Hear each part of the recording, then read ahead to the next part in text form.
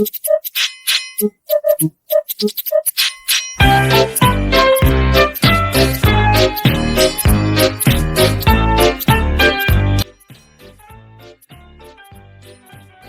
tugged and slipped and slipped and tugged, and at last dragged Thomas clear of the snow, ready for the journey home.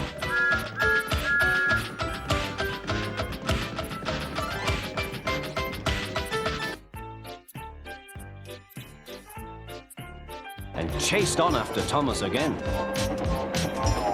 Now Thomas reached his full speed. Bertie tried hard, but Thomas was too fast. Whistling triumphantly, he plunged into the tunnel. Gordon arrived in time to see everything. James turned much too easily. The wind puffed him round like a top. He couldn't stop.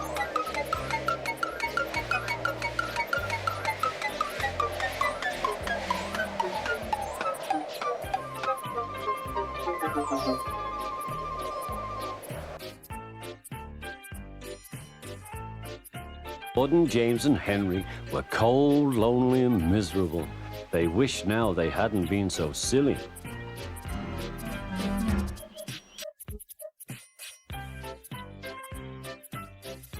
But Percy had begun to move. "I won't stay here. I'll run away," he puffed.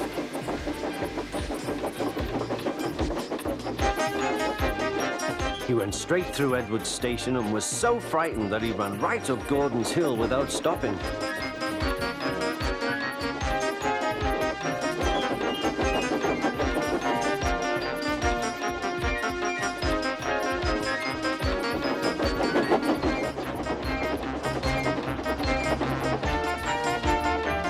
After that, he was tired, but he couldn't stop.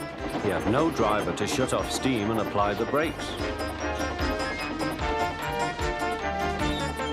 "I want to stop, I want to stop," he puffed. The man in the signal box saw Percy was in trouble, so kindly set the points. Percy puffed wearily onto a nice empty siding, ending in a big bank of earth.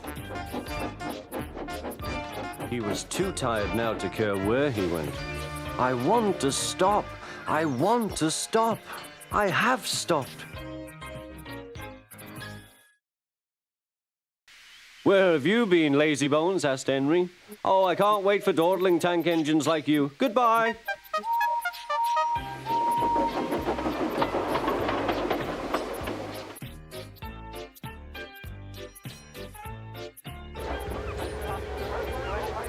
Henry was ready at 5 o'clock.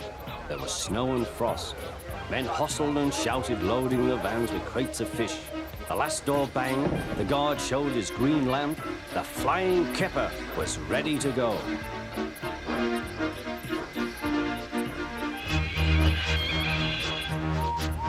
Come on, don't be silly, puffed Henry to the vans. The vans shuddered and groaned, trock, trick, all right.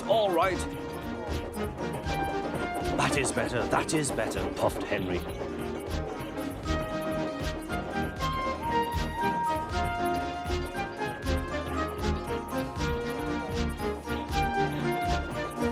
Clouds of smoke and steam poured from his funnel into the cold air, and the fire's light shone brightly. Hurry, panted Henry.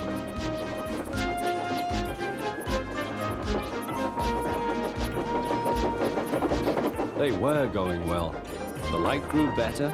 Signal light shone green as they passed. Then a yellow signal appeared ahead. His driver prepared to stop, but the home signal was down. "All clear, Henry. Away we go." They couldn't know the points from the main line to a siding were frozen, and the home signal should have been set at danger, but snow had forced it down.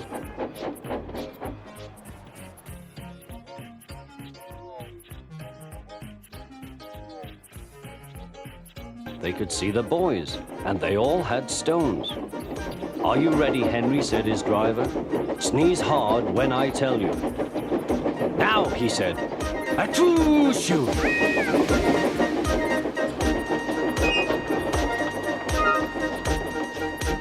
Well done, Henry, laughed his driver.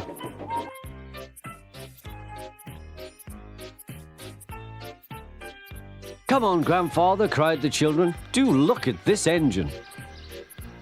That's a tram engine, Stephen, said the Fat Controller. Is it electric? Asked Bridget. Whoosh! Hissed Toby. Shh, shh, said her brother. You've offended him. But trams are electric, aren't they? They are mostly, but this is a steam tram. May we go in it, Grandfather? Please? Stop! Disgraceful, he sputtered. I didn't sleep a wink last night. It was so quiet, and now engines come whistling suddenly behind me. I'm sorry, sir, said Thomas. I only said good morning. A policeman pointed to Thomas. Where's your cowcatcher, he asked. But I don't catch cows, sir. Don't be funny, snapped the policeman. He looked at Thomas's wheels. No side plates either, and he wrote in his notebook. Engines going on public roads must have their wheels covered and a cowcatcher in front to protect people and animals from being dragged under the wheels if they stray onto the line. You haven't, so you are dangerous. Rubbish, said Thomas's driver. We've been along here hundreds of times and never had an accident. That makes it worse, the policeman answered. He wrote regular lawbreaker in his book.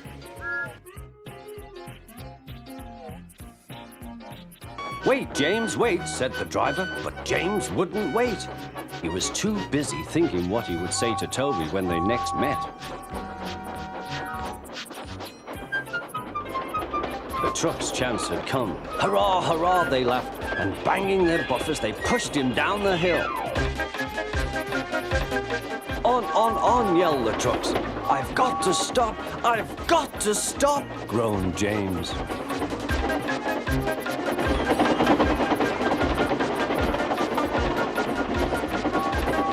Through the station they thundered. Disaster lay ahead.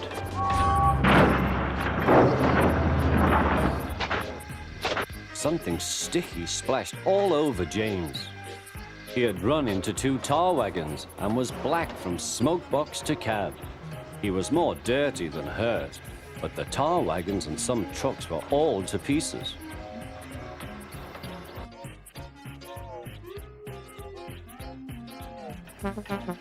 On the other side of the ditch, some little boys were chattering. Cool, doesn't he look silly? They'll never get him out.